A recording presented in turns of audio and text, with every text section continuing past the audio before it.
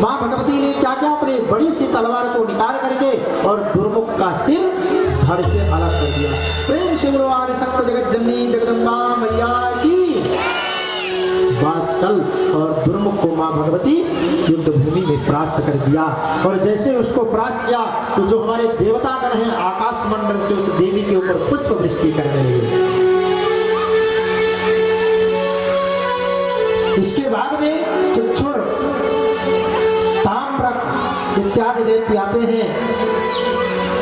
जब महिषासुर महाराज को पता चलता है कि युद्ध भूमि में जो है वासकल और दुर्मुख मारे गए, परास्त हो गए हैं। व्यास जी कहते हैं कि दुर्मुखं निहितं श्रुत्वा महिषं क्रोधमूर्छिताः वाचदानव सर्वान्निकं जातमिति चासकृत। क्या हुआ जब महिषासुर महाराज को ये बात पता चली तो और आश्चर्य में पड़ जाते हैं, ऐसा कैसे हो गया? अरे इतने बलवान दुर्मुख और वासकल, उनको माँ भगवती ने युद्ध में परास्त कर दिया, मारे गए युद्ध में।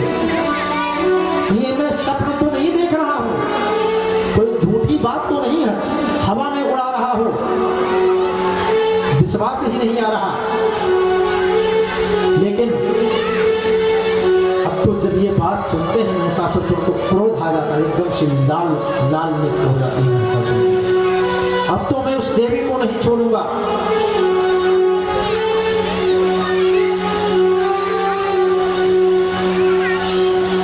तो देवी जी क्या कहती हैं? भगवान वेदव्यास कहते हैं कि उस महिषासुर क्रोध में आकर के एवं ब्रवत् राजेन्द्र महिषे अते बलान्विते चित्सुराख्यस्तु सेनानी तामवाच महारथः। क्या हुआ? जो चित्सुर और ताम्र नाम के दो दैत्य थे, उन्होंने कहा रे महाराज आपको परेशान होने की जरूरत नहीं है। अरे दुर्मुख और वासकल मारे गए हैं, अभी हम लोग तो जिंदा हैं, अभी जा करके 2 मिनट में उस देवी को पकड़ करके आपके सामने लाता हूँ। प्रेम से बोलो जय श्री राधे। तो अभी पता चलेगा कि कौन पकड़ करके लाता है। गर्जना तो कोई भी गरज सकता है ना। गाँव में कहावत कहते हैं ना कि जो बादल गरजते हैं वो कभी बरसते नहीं। जो ज्यादा बड़ी बड़ी बातें करता है ना, हम ऐसा कर देते वैसा कर देते, वो कभी अपनी बात को पूरी नहीं कर पाते। प्रेम से बोलो श्री राधा रानी की। आगे जब पहुंच जाते हैं, चिक्षुर और ताम्रक नाम के दैत्य पहुंचे, उन्होंने भी देवी जी से इसी बात को कहा। लेकिन आए कुछ था, हम सब भगवान नाम माँ भगवती के नामों का गुणानुवाद कर ले, पुनः अपने अग्रिम कथा पे चलते हैं। प्रेम से बोलो जय श्री कृष्ण। माँ भगवती कहती हैं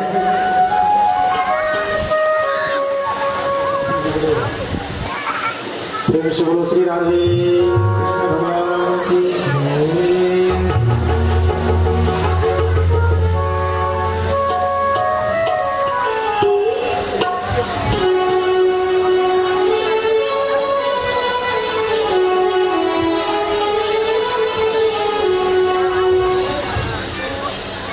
प्रेम से बोलो श्री राधा रानी की। प्रेम से बोलो पुरलिया वाले की। कुछ नहीं बिगड़ेगा तेरा, माँ शरण जाने के बाद। कुछ नहीं बिगड़ेगा तेरा, जाने के बाद। कुछ नहीं बिगड़ेगा तेरा, आसर जाने के बाद। कुछ नहीं बिगड़ेगा तेरा,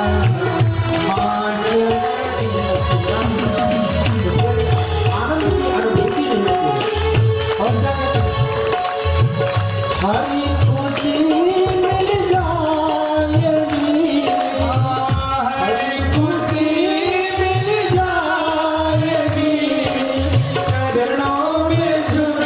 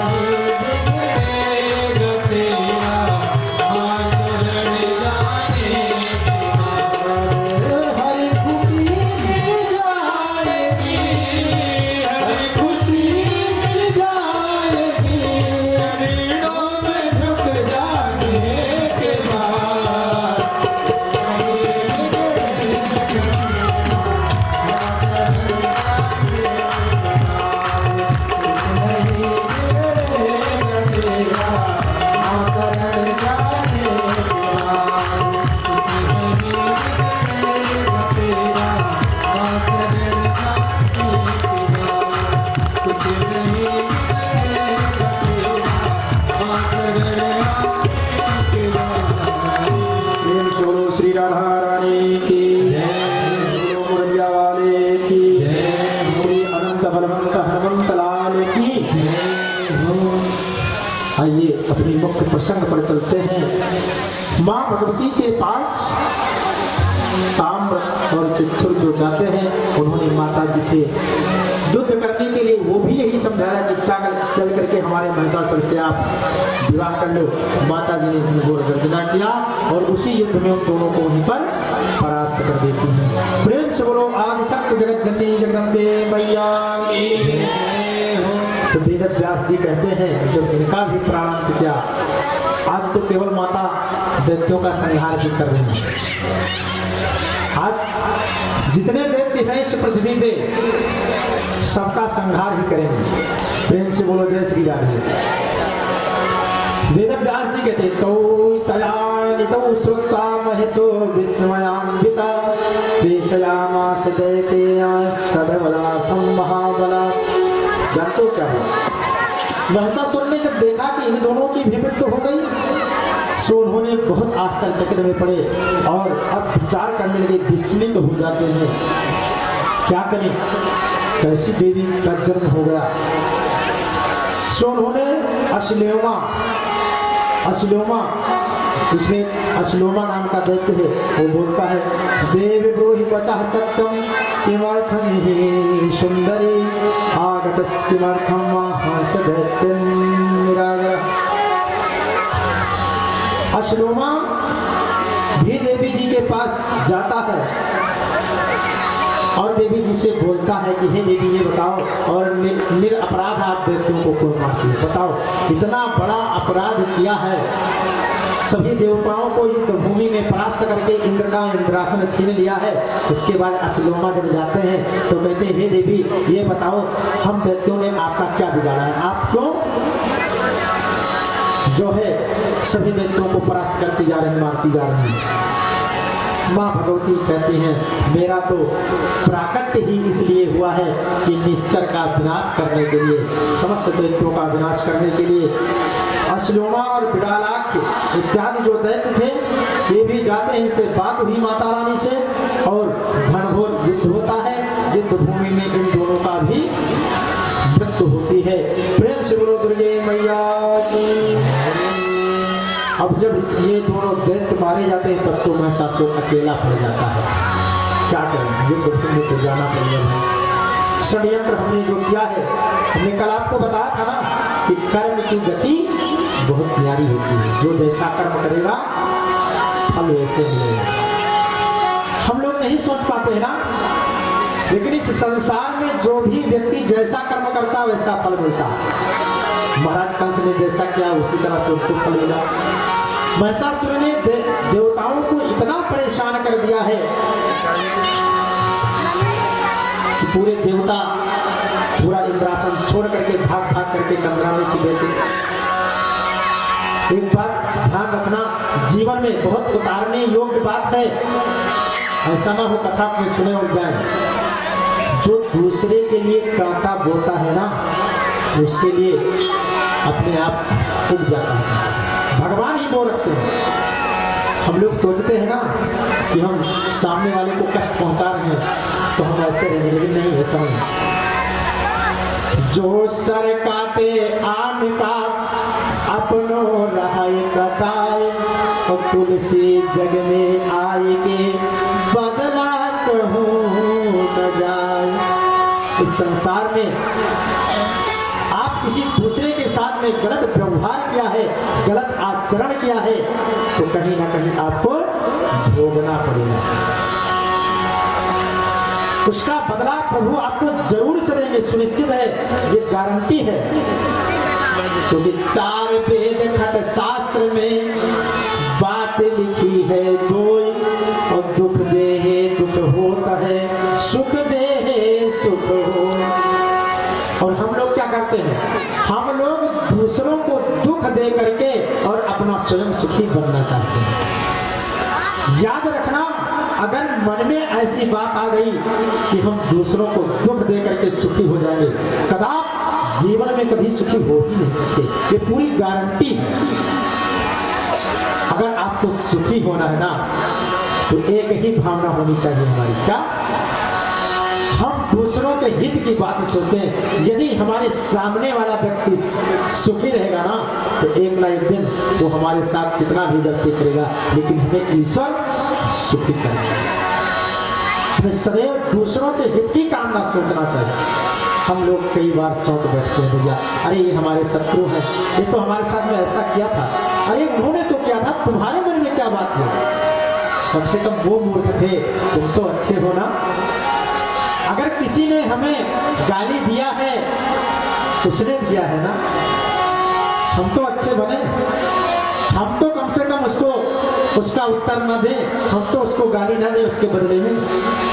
लेकिन हम लोग क्या कहते हैं, नहीं हम बदला लेकर के जरूर रहेंगे। और यही हमारे जीवन की सबसे बड़ी गलती है। महिषासुर ने आज क्या किया है, जैसा कर्म किया है ना, उसी तरह से उनको फल मिलेगा। अगर जीवन में कोई व्यक्ति किसी को दुख देगा तो कभी जीवन में सुखी नहीं हो सकता है। ये पूरा दावा है शास्त्र का, कभी वो सुख की कामना नहीं करेगा।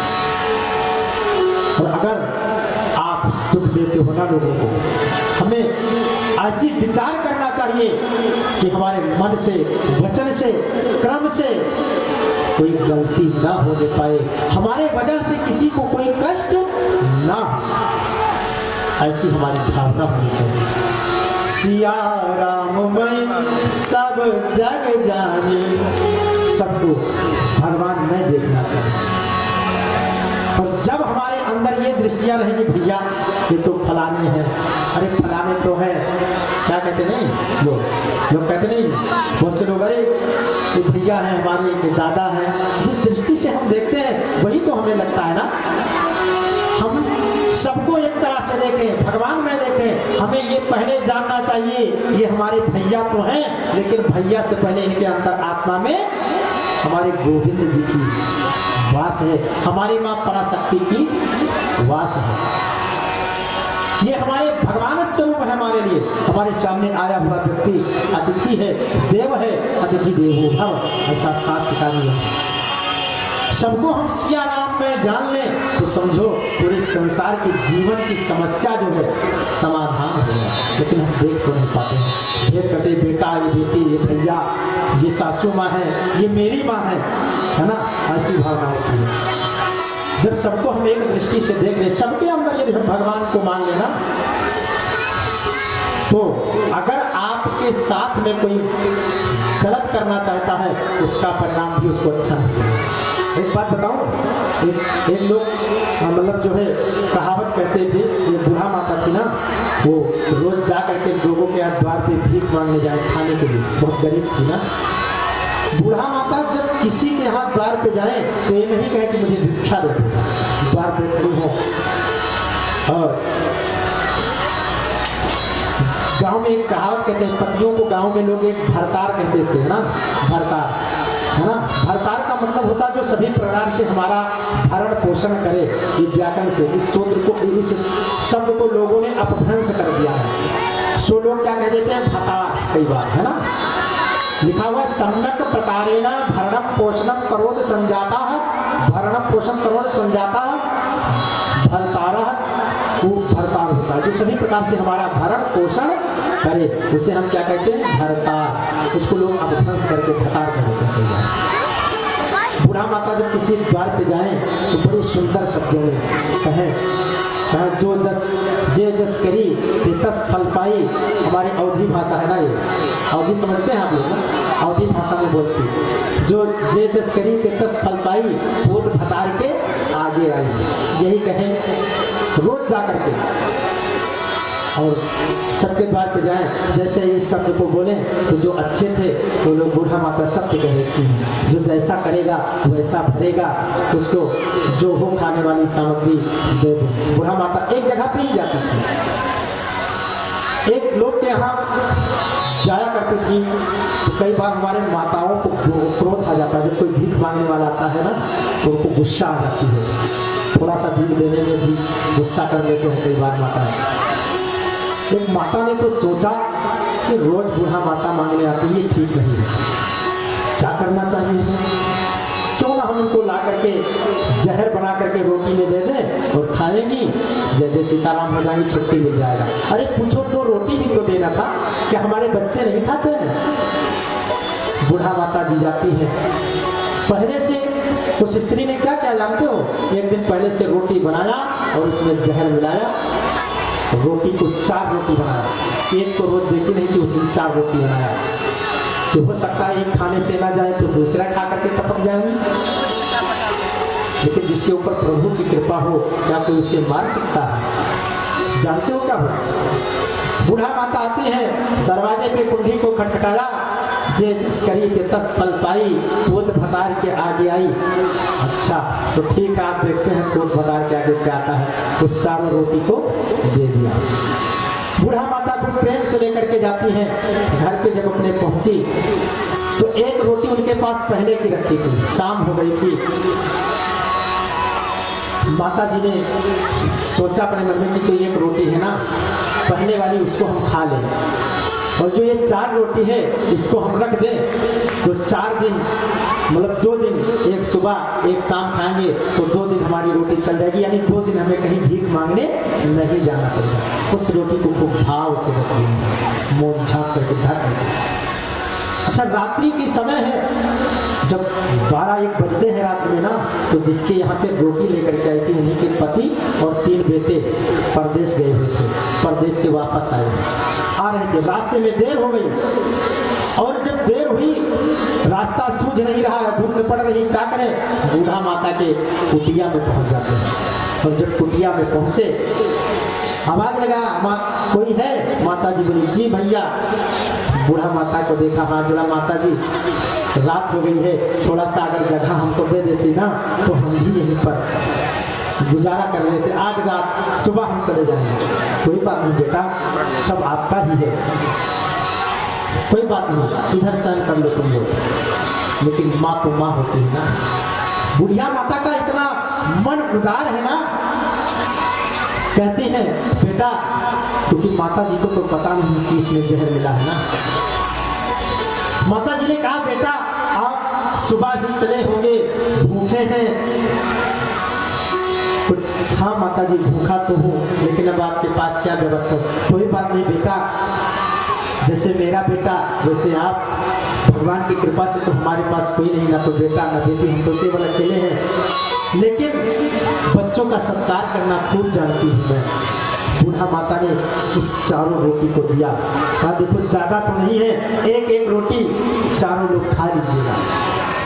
4 ने रोटी को खाया और सोए, और सोते ही प्रेम से बोलो जय श्री राम, जय श्री राम। रात्रि में रोटी खाकर के सोते रहे। जब बूढ़ा माता ने जगाया, पता लगा इनका तो प्रारंभ हो गया। माता जी तो परेशान, क्या करें? सब पूरा हल्ला हो गया। बूढ़ा जी के यहाँ तो 4 लोग आए थे भाई, अगर वैसे मरते तो 1 लोगों की तबीयत खराब होती, जय जय श्री सीताराम हो जाते, लेकिन 4 के 4 कैसे मर गए भैया? कहीं ना कहीं बूढ़ा माता ने कुछ गलती जरूर से किया। पुलिस आती है, सिपाही आते हैं ना, सिपाहियों ने आया, आते हैं बूढ़ा माता से, कहा बताओ कौन सा ऐसा चीज आपने इनको खिलाया था जिसकी वजह से इनकी मृत्यु हुई?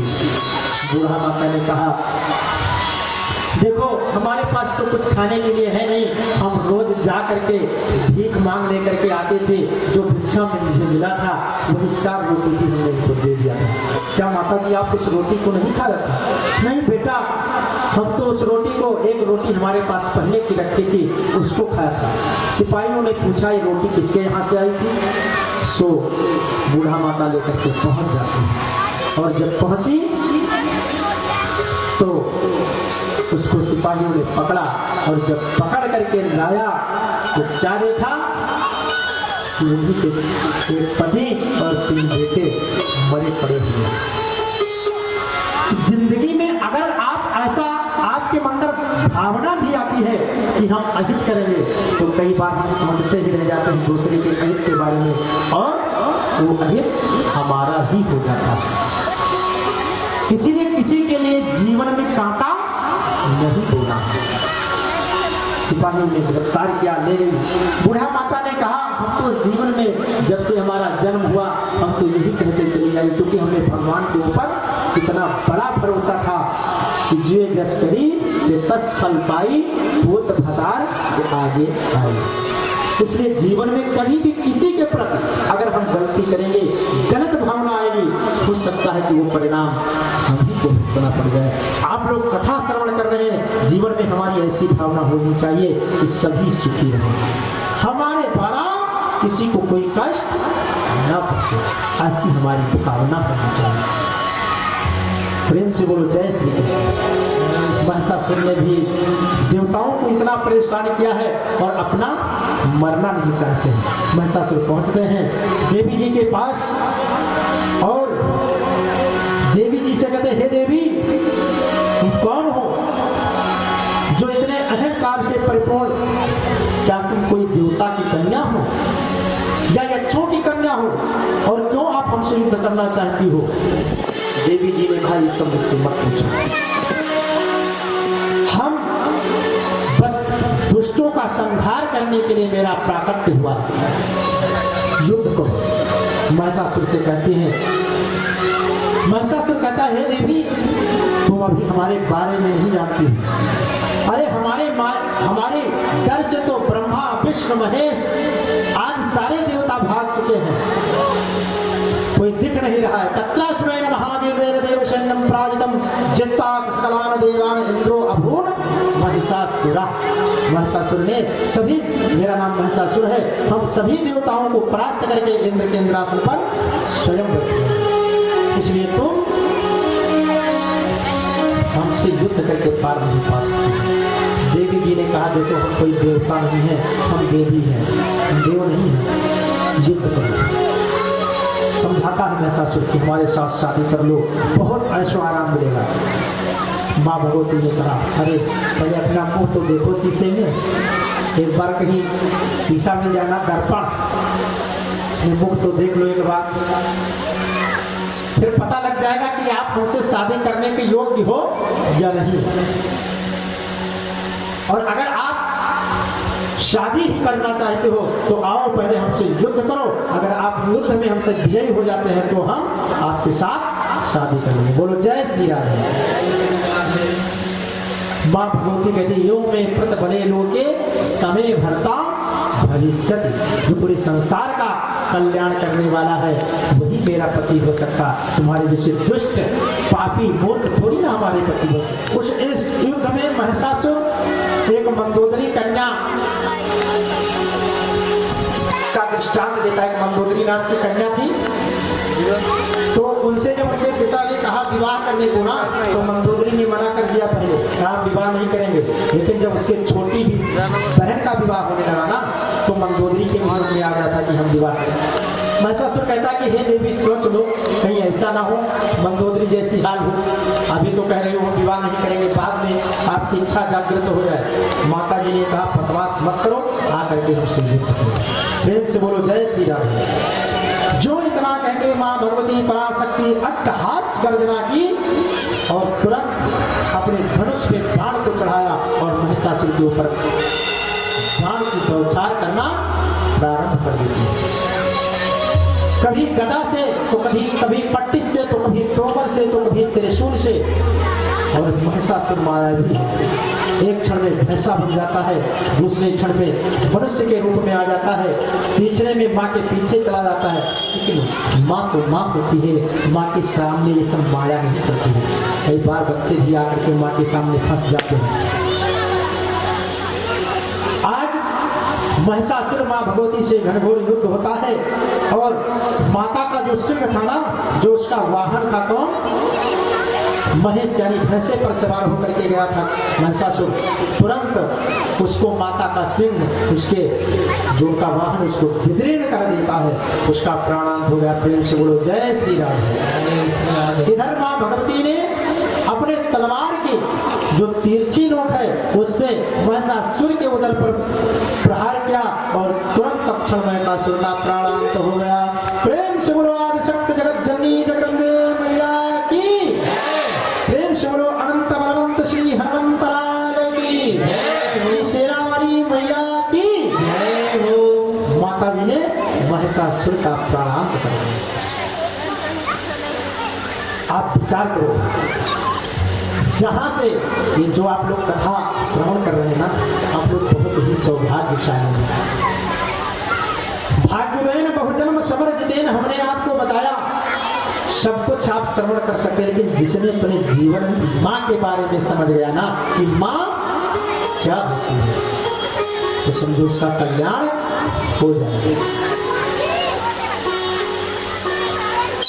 आप लोग बहुत ही सौभाग्यशाली हैं जो माता भगवती के पावन गुणानुवाद श्रवण करने का आपको सौभाग्य प्राप्त हुआ, क्योंकि जहां से ब्रह्मा विष्णु महेश आदि समस्त देवता अपने अस्त्र शस्त्र को रख देते हैं, वहां से वो मां भगवती अपने भक्तों का कल्याण करने के लिए उनका क्या करती है। प्रेम से बोलो श्री राधा रानी की जय। आप लोगों के सामने आज की कथा संपन्न हुई। आज की वाणी को हम यहीं पर विराम देंगे, लेकिन कुछ बहुत आवश्यक सूचना, ध्यान से सुनिएगा आप लोग।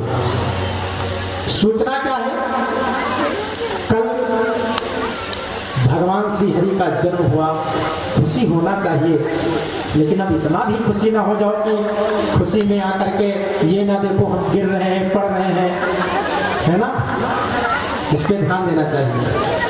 और हम इतने दिन से यहाँ पे आज 6 दिन हो गया कथा कहते, 6 दिन में आप लोगों से एक शब्द का उच्चारण किया, क्योंकि हमारे लिए सिया राम में शब्द जानी, ये पूरी राणा जी की जनता जो है हमारे लिए सब भगवान के तुल्य है। हम सबके अंदर परमात्मा के वास को देखते हैं, हम यही जानते हैं सबके अंदर माँ भगवती की ही कृपा विद्यमान है। वैसे भी ये जो माता जी का कार्य हो रहा है ना, मैं धर्म मंच से उन माताओं को बहुत बहुत उनका स्वागत करना चाहता हूँ, क्योंकि इस हमारे कथा में, ये माँ भगवती के इस यज्ञ में, हमारी देवी जी के यज्ञों में देवियों का बहुत बड़ा सहयोग रहा, तभी ये कथा सफल होता है। हम तो यही जानते हैं इस कथा का प्रारंभ ही देवियों के माध्यम से हुआ है, देवी जी की कथा और देवियों के ही माध्यम से प्रारंभ हुआ है। सो कृपा करके इतना करो कि फिर विघ्नता पूर्वक कथा संपन्न हो जाए, क्योंकि कल के उत्पाद को देख करके बड़ी समस्या हो रही है ना? आप लोग से निवेदन है कि आप लोग अपने कथा में आती हैं, आपके ही सहयोग से आप लोगों का मैं बहुत बहुत आभार व्यक्त करूंगा इस पूरे राणा जी एन्क्लेव की जनता का। लेकिन कोई भी अगर आप लोग गलती करते हैं ना, लास्ट में वो महाराज जी तक पहुंचेंगे, पता नहीं महाराज जी कैसा अनुष्ठान किया, तो ये थोड़ी ना कहेगा कि प्रसाद के लिए तो हम नहीं देखते थे, दूसरे को धक्का दे रहे थे। वो तो लास्ट में महाराज जी के ऊपर ही आ जाएगा। महाराज जी कैसी कथा कहे, बताओ, सबको चोट लग गई, हमें कुछ ऐसी बातें मिली हैं। एक बात और बताऊं, कुछ लोगों के मुंह से हमें ये भी बात सुनाई दिया है कि वीआईपी, कोई इसमें वीआईपी, हम किसी को वीआईपी नहीं समझते हैं, हम तो ये समझते हैं सब माँ के भक्त हैं और हमारे सामने बैठ करके सब भक्ति से माँ के कथा को श्रवण करते हैं। हमसे वीआईपी और गैर वीआईपी से कोई मतलब नहीं। एक बात, आप लोग स्वयं मर्यादा का उल्लंघन करते हैं। एक बार हमने आपको बता दिया, 2 बार बता दिया, 6 दिन बताते आ रहे हैं, फिर भी आप लोग मर्यादा का उल्लंघन करते हैं। हमने ये रस्सियां जानते हो किस लिए लगवाई है? रस्सी लगाने का तो मतलब सब लोग पढ़े लिखे जान जाना चाहिए ना, सभी लोग जानते हैं कि इसके एक बॉर्डर है, ये मर्यादा है, इसका उल्लंघन हमें नहीं करना है। हमारी एक मर्यादा होती है ना, अगर हम मर्यादा का उल्लंघन कर दिया तो फिर हमारे जीवन में क्या है? हमें कभी भी मर्यादा का उल्लंघन नहीं करना चाहिए। हमने क्या बताया कि ये कथा का प्रारंभ देवियों के माध्यम से हुआ है, देवी जी की कथा देवियों के माध्यम से इसका प्रारंभ। अब देवी जी चाहे तो अच्छे से संपन्न होने दे, और देवी जी चाहे तो अभी इसको 2 मिनट में बर्बाद कर दे। सब आप लोगों के हाथ में, महाराज जी के नहीं, मैं तो केवल यहाँ से कथा बोल सकता हूँ। एक एक व्यक्ति में के कान में उसको उतार, उसके हृदय में नहीं उतार सकता, वो तो तुम्हारे अंदर की सोचने की क्षमता, तुम्हें कितना ज्ञान है, तुम्हारे अंदर सांत्वना कितनी है, धैर्य कितना है। अब बताओ, थोड़ी सी चीजों में आप धैर्य को क्या देते हैं। अच्छा बताओ, आप लोग इतने लोग बैठे हो, कथा में भीड़ भाड़ है, एक दूसरे से टच हो जाए, महाराज जी हमें तो इन्होंने टच कर दिया, ऐसा नहीं, ऐसा नहीं सोचना चाहिए। भीड़ है, हो सकती है ना भीड़ में, लेकिन करते आप ही लोग हो, मैं नहीं करने आता हूँ, मैं तो केवल कथा सुनाता हूँ, समझाता भी हूँ। अब कोई छोटा बच्चा हो तो उसको समझाया जाए। अब सब हमने क्या बताया कि माता चाहे तो बच्चे को बनाए और माता चाहे तो बिगाड़े। अब जब माता जी लोग ही गलती करेंगी तो बच्चों को तो बर्बाद होना लिखा ही है। बोलो जय श्री राधे। अब एक बात बताओ, आज के बाद कोई गलती तो नहीं करेंगे माताएं हमारी, ऐसी कोई हमारे कथा में प्रसाद लेते समय कोई व्यवधान तो नहीं आएगा, नहीं आएगा ना, क्योंकि आप लोगों के ही हाथ में। किसी को हमारी बात अगर बुरा लग जाए तो इस दास को आप लोग क्षमा करना। धर्म मंच से मैं यही प्रार्थना करता हूँ, अगर हमारी वाणी में कोई त्रुटि हो जाए ना, तो जैसे आप लोग माँ के बच्चे हैं वैसे हम भी तो माता के शरण में बैठे हैं ना। मैं तो यही जानता हूँ, मैं अज्ञानी हूँ, मूर्ख हूँ, धूर्त हूँ, पाखंडी हूँ, नीच हूँ, परंतु माँ के शरण में हूँ, माता की गोदी में बैठा हूँ ना, तो माता ही तो हमारा कल्याण करेगी। इसलिए आप लोगों से निवेदन है, ना तो कोई इस रस्सी के इधर आएगा, आप लोग जहाँ पे हैं वहीं पे आरती करेंगे। यहाँ पे कोई वीआईपी नहीं है। हमने देव जी को इसलिए हमने तो कहा था कि कोई भी भागवत पुस्तक लेकर के कलश यात्रा में चल सकता है, सबका अधिकार है, कोई भी, लेकिन जो लेकर के चलता है वो बंद जाता है लोगों के लिए पूजा पाठ करने के लिए ना। हमने कईयों से कहा लेकिन लोग नहीं तैयार हो रहे थे, क्योंकि जिसके भाग्य में नहीं लिखा होता तो मैं क्या गलत तो नहीं कह रहा हूँ। हमने तो सबसे प्रेरणा किया, क्योंकि सामूहिक कथा हो रही है, किसी व्यक्ति विशेष का नहीं है। यहाँ पे एक दूसरे व्यक्ति को कोई ना तो भगा सकता है, ना कोई किसी को जबरदस्ती, किसी के साथ में कुछ भी नहीं हो सकता, समझे। सभी लोग स्व इच्छा अनुसार, सबको हमारा क्या, हमने प्रचार प्रसार करवा दिया, सबको पता हो गया कि वहाँ पे भव्य कथा हो रही है। आप आओ, आपका हम स्वागत करते हैं, सभी का स्वागत है, चाहे जो कोई बूढ़ा हो, बच्चा हो, बड़ा हो, बुजुर्ग हो, कोई भी हो, सब आए, सबका सम्मान है यहाँ पे, सबको सम्मानित करते हैं, सबकी स्वागत करते हैं। आप लोग ऐसा कभी ना सोचो, क्योंकि ये आपकी कथा है ना, और आप लोग ऐसा सोचेंगे आपस में लड़ने लगेंगे तब तो दिक्कत हो जाएगी ना।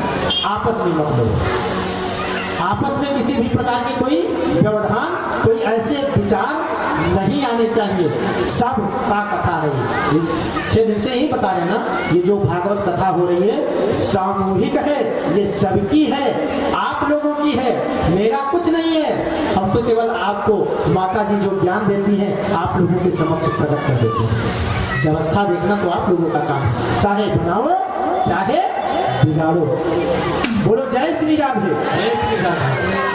आज आरती होगी, सभी लोग, कोई यहाँ पे वो नहीं है, जो भी चाहता है, एक व्यक्ति चाहे दो लोग आकर के, अगर किसी को ऐसा लगता हो कि ये वीआईपी है, हम वीआईपी नहीं है, तो ऐसी कोई भावना नहीं है। अगर किसी की भावना हो तो आकर के वो आरती कर सकता है, बात समझे। अन्यथा हम तो यही जानते हैं ना, भीड़ होने के नाते एक व्यक्ति यहाँ पे रहेगा, थोड़ा शांति रहेगी, बाकी सभी लोग मानसिक आरती से होकर के करेंगे, क्योंकि वहीं से सभी लोग मानसिक आरती करेंगे। क्योंकि हम मनुष्य, जैसे कई बार हमारे जो ऋषि मुनि महात्मा थे ना, जब जंगल में कंदरा में तपस्या करने जाते थे तो ना तो उनके पास कोई धूप, ना दीप, ना नैवेद्य, ना फल, न फूल, न मिष्ठान, कुछ भी नहीं था। उन्होंने समाधि लगाया और अपने ध्यान मुद्रा से क्या विचार किया कि एक सुंदर गुलाब का पुष्प लगा है, और अपने मन को उस गुलाब के पुष्प तक ले गए और मन से ही पुष्प को तोड़े, और तोड़ करके भगवान के चरणों में ला करके, हे भगवान, हम मानसिक पुष्प आपको समर्पण कर रहे हैं, स्वीकार करो। इसी तरह से हम लोग, हे भगवान, सुंदर व्यास मंच लगा है, माँ भगवती जी विद्यमान है, आरती होने जा रही है, हमें ऐसी कल्पना करना है कि हमारे हाथों में सुंदर थाली है, उसमें कर्पूर की ज्योत जल रही है, और हम सब भाव से माँ की आरती ध्यान करते हुए गाते हैं, तो वो फल हमें मानसिक रूप से भी मिल जाता है। क्या जरूरी है कि जब थाली पकड़ेंगे तभी हमें पुण्य मिलेगी, ऐसा कुछ भी नहीं है। सब लोग, अगर किसी के मन में भावना हो तो ऐसा किसी को विचार नहीं करना है। ये कथा है जहाँ पे हम लोग आते हैं शांति फैलाने के लिए, क्रांति नहीं, है ना। हमें ये ध्यान देना है कथा में शांति हो, क्रांति नहीं। जय श्री राम। अगर इस बात से किसी भी प्रकार की कोई वाक्य निकला होगा, कोई शब्द गलत हुआ होगा, तो जो हमारे इस कथा पांडाल में माता स्वरूपा शक्तियां विराजमान हैं, हम तो यही जानते हैं सबके हृदय में माँ भगवती का ही विराजमान है। तो जो माँ भगवती विराजमान है हम उन्हीं से क्षमा याचना करते हैं। भगवती जी क्षमा करना। प्रेम से बोलो जय श्री राम। आइए एक सुंदर भजन, आरती और प्रसाद वितरण। प्रेम से बोलो जय श्री राधे। आइए, जैसा कि अभी महाराज जी ने बताया, माँ भगवती की बड़ी कृपा है और जन्म देने वाली मैया, इन दोनों का वर्णन नहीं किया जा सकता शब्दों में, लेकिन आइए चंद लाइनों में कुछ माँ के बारे में आप सभी को बताएंगे। सरस्वती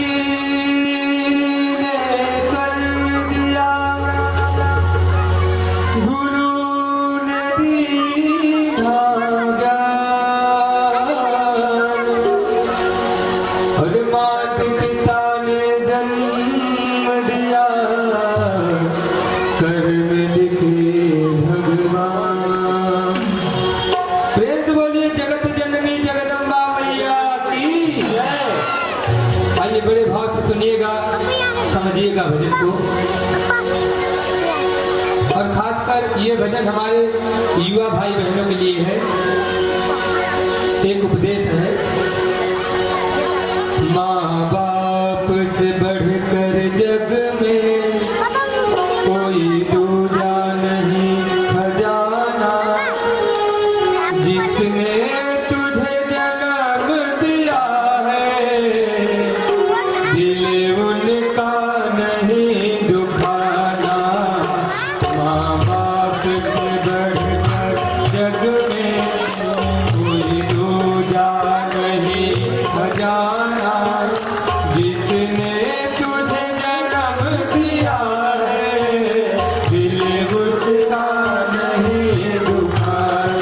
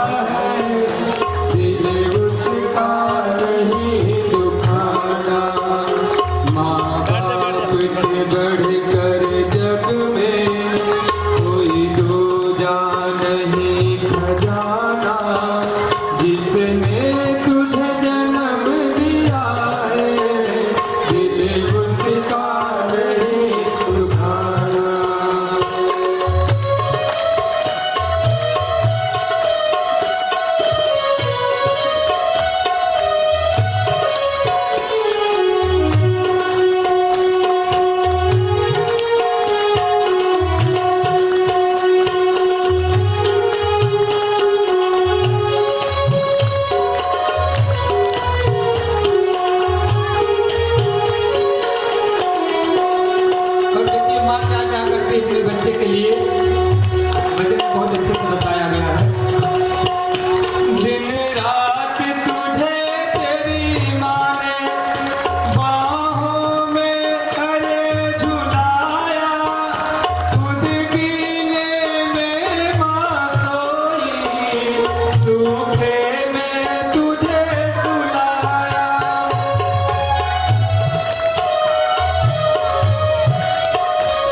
दिन रात तुझे तेरी माँ ने बाहों में अरे झुलाया, खुद गीले में माँ सोई, सूखे में तुझे सुलाया। तू कोई भी दुख देकर माँ बाप को कभी न रुलाना, जिसने तुझे जन्म दिया है दिल उसका नहीं दुखाना। माँ बाप से बढ़कर जग में कोई दूजा नहीं खजाना, जिसने तुझे जन्म दिया है दिल उसका नहीं दुखाना।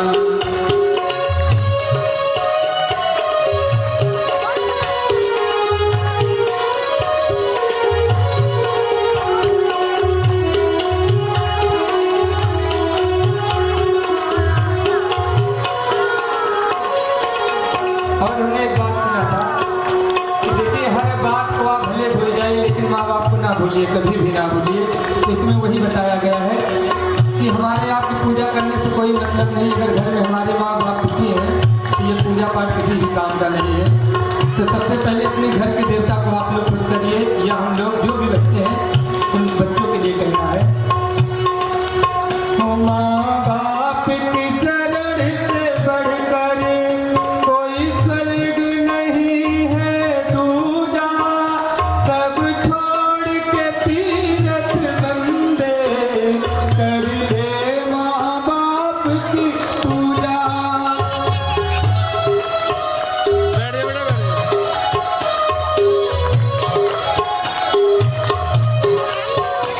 माँ बाप की शरण से बढ़कर कोई स्वर्ग नहीं है दूजा, सब छोड़ के तीरथ बंदे कर ले माँ बाप की पूजा। इस जन्म मरण से तुझको अरे डर है मुक्ति पाना, जिसने तुझे जन्म दिया है दिल उसका नहीं दुखाना। माँ बाप से बढ़कर जग में कोई दूजा नहीं खजाना, जिसने तुझे जन्म दिया है दिल उसका नहीं दुखाना। माँ बाप से बढ़कर जग में कोई दूजा नहीं खजाना, जिसने तुझे जन्म दिया है दिल उसका नहीं दुखाना, जिसने तुझे जन्म दिया है दिल उसका नहीं दुखाना। प्रेम से बोलिए अपने अपने मैया की। और मैं क्षमा चाहता हूँ कि इसमें की 2 लाइन छूट गई वो मैं आपको कल सुनाऊंगा, अभी गाने में सच्ची नहीं, इसलिए प्रेम से बोलिए सच्चे दरबार की। आप सभी लोग अपने स्थान पर खड़े हो जाएं और जितने भाई हमारे पीछे खड़े हुए हैं सब आगे आए। जो आजायता श्रोत्राद्वायुश्च प्राणश्च मुखादग्निर्जायता ओम इदगुं हविः प्रजानानां मे अस्तु दश वीरगुं सर्वगणगुं स्वस्थाय आत्मसनि प्रजासनि पशुसनि लोकसनि भयसनि अग्निः प्रजलां बहुलां मे करोत्वन्नं पयोरेतो अस्मासु धत्ता। ओम जग जननी जय जय माँ जग जननी जय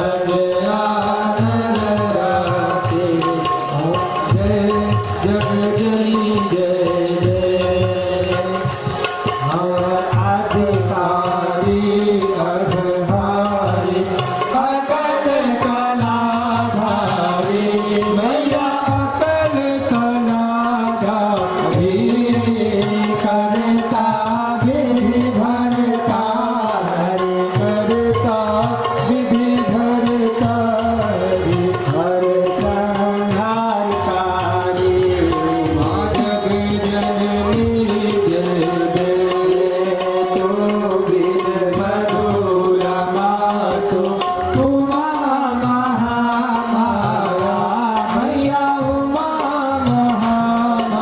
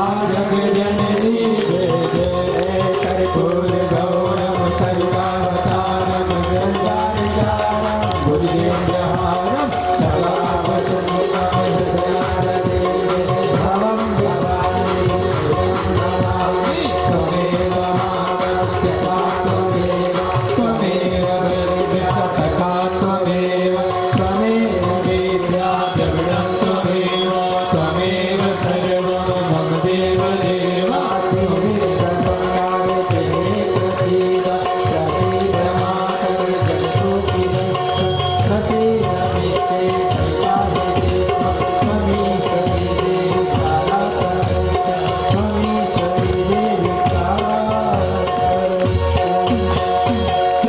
श्री देव दुर्गे मैया की प्रेम से बोलो अनंत बलवंत हनुमंत लाल की। आप लोग सभी लोग यथा यथा उचित स्थान पर बैठ जाएं। 5 मिनट का समय दीजिए, वहीं पे आरती आ रही है। सभी लोग भाव से आरती को प्रणाम कर लें और साथ में प्रसाद वहीं पर मिलता है। किसी को उठना नहीं है और ना किसी को प्रसाद के लिए आगे हाथ फैलाना। जिसके आगे प्रसाद किया जाएगा अपने हाथ में ले लेंगे। कोई जरूरी नहीं हाथ फैलाएंगे तभी मिलेगा, बिना फैलाए भी सबको प्रसाद मिलेगा। ओम शीतली तुम जगन्माता श्री देवता की ग्राम देवता की तो जहाँ पर बैठा वहीं पर बैठ करके प्रसाद लेते रहें। धर्म की अधर्म का प्राणियों में विश्व का गौ माता की सत्य सनातन धर्म की हनुमान जी महाराज की। कितनी तेज बोल रहे हैं, जय हो। हनुमान गढ़ी में हनुमान जी महाराज बैठे हो, क्या कहना पड़ेगा? जब जयकारा लगाना हो ना, तो जहां पर जो देवता हो वहां तक आवाज हमारी पहुंचनी चाहिए। पंडित जी कह रहे हनुमान जी महाराज की जय हो, तो आप लोग जय हो। क्या बोलो? हनुमान जी महाराज की, बोलो हनुमान जी महाराज की, शंकर भगवान की, अयोध्या धाम की, सरयू मैया की, राधा रानी सरकार की। अब आप लोग की हाजिरी अयोध्या में लगी है। इस शब्द की आमनी हो न हो। अब हम लोग 9 दिन के लिए आए हैं, जयकारा लगवा रहे हैं। उसके बाद में यदि माँ भगवती कृपा करेंगी, आप लोग बुलाएंगे तो हम लोग अगले साल पुनः आएंगे। क्यों? आप लोग इस साल आपका एक कार्यक्रम है, जिस प्रकार से आप सामने बैठ करके सुनना चाहिए। आपकी माँ भगवती की दिव्य कथा 6 दिन चलते हुए हो गई, केवल 3 दिन और बची है। आप लोग ज्यादा से ज्यादा संख्या में आकर के कथा को श्रवण करिए। बाकी जो भी माता बहने बंधु जो भी अपना अभी हमें सहयोग नहीं प्रदान किया है ना, आप लोग सहयोग प्रदान करने के भी आपके ही सहयोग से इस कार्य को होना है। हम लोग तो केवल अयोध्या से आ गए हैं और यहाँ से चले जाएंगे। कार्यक्रम आपको सफल बनाना ही आपका दायित्व है। किसी भी प्रकार का इस कार्यक्रम में विघ्न आएगा तो क्या होगा? आप लोग का, क्योंकि आपके यहाँ हम लोग आए हैं।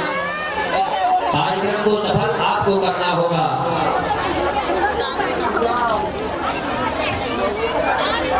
चलिए सभी लोग प्रसाद लेते हुए अपने घर को जाएं। कल ठीक 3 बजे कथा पांडाल में आकर के कथा का आनंद लें, कथा को श्रवण करके अपने इस मानव जीवन को धन्य बनाएं। बोलिए दुर्गे मैया